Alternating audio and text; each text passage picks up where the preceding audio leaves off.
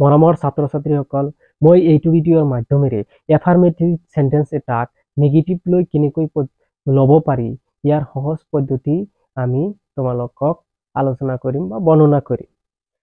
চোৱা, যদি সেন্টেন্স এটাত অক্সিলাৰি ভাৰ্ব নাথাকে তেন্তে আমি নেগেটিভ লৈ কেনেকৈ ল'ব পাৰো। তেন্তে আমি ডু, ডিড, ডাজ আদিৰ সহায়ে আমি এফাৰ্মেটিভ সেন্টেন্স এটাক নেগেটিভ লৈ পৰিৱৰ্তন কৰিব পাৰো। যদি সেন্টেন্সটো প্ৰেজেন্ট ইনডিফিনিট টেন্স হয় তেন্তে ডু ভাৰ্ব হ'ব, আৰু যদি প্ৰেজেন্ট ইনডিফিনিট টেন্সটোৰ সাবজেক্টটো যদি থাৰ্ড পাৰসন সিঙ্গুলাৰ নাম্বাৰ নহয় তেন্তে হে ডু ব্যৱহাৰ কৰিব পাৰিম। আৰু যদি সেন্টেন্সটো যদি প্ৰেজেন্ট ইনডিফিনিট টেন্স হয় আৰু সাবজেক্টটো যদি হয় থাৰ্ড পাৰসন সিঙ্গুলাৰ নাম্বাৰ তেন্তে ডাজ ব্যৱহাৰ কৰিব লাগিব। আৰু যদি সেন্টেন্সটো যদি পাস্ট ইনডিফিনিট টেন্সৰ হয় তেন্তে ডিড ব্যৱহাৰ কৰা হয়। তেন্তে ডিড ব্যৱহাৰ কৰি এফাৰ্মেটিভৰ পৰা নেগেটিভ কৰি লোৱা হয়। যেনে উই লাইক ম্যাঙ্গোস, এইটো প্রেজেন্ট ইনডিফিনিট টেন্স, সাবজেক্টটো plural third person singular number নহয় তেন্তে we do not like mangoes.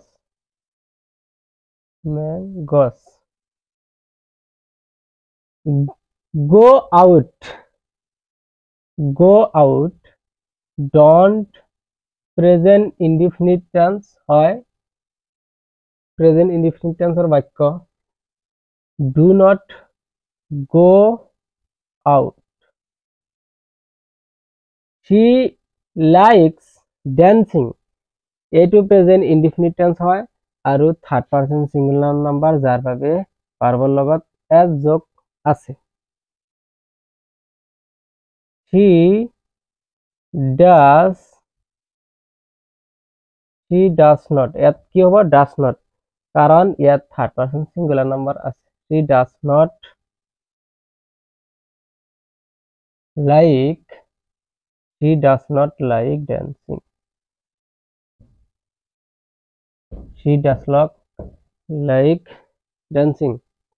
the baby cries much, এইটো প্রেজেন্ট ইনডিফিনিট টেন্সৰ বাক্য নহয়, এইটো পাস্ট ইনডিফিনিট টেন্সৰ হয়। ইয়াত আমি ডিড ব্যৱহাৰ কৰি নেগেটিভ লৈ পৰিৱৰ্তন কৰিব লাগিব। যেনে the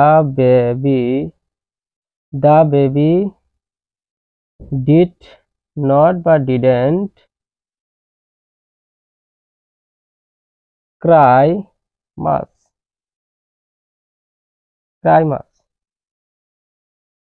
he went to cinema, এইটো ফার্স্ট ইনডিফিনিট টেন্সৰ বাক্য, ইয়াতে আমি ডিড ব্যৱহাৰ কৰি নেগেটিভ লৈ পৰিৱৰ্তন কৰিম। he did not go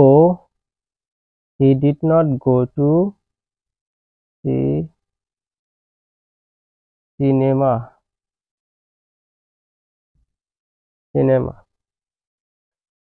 he tried well, এইটো পাস্ট ইনডিফিনিট টেন্সৰ বাক্য, ইয়াতে আমি ডিড নট ব্যৱহাৰ কৰিম।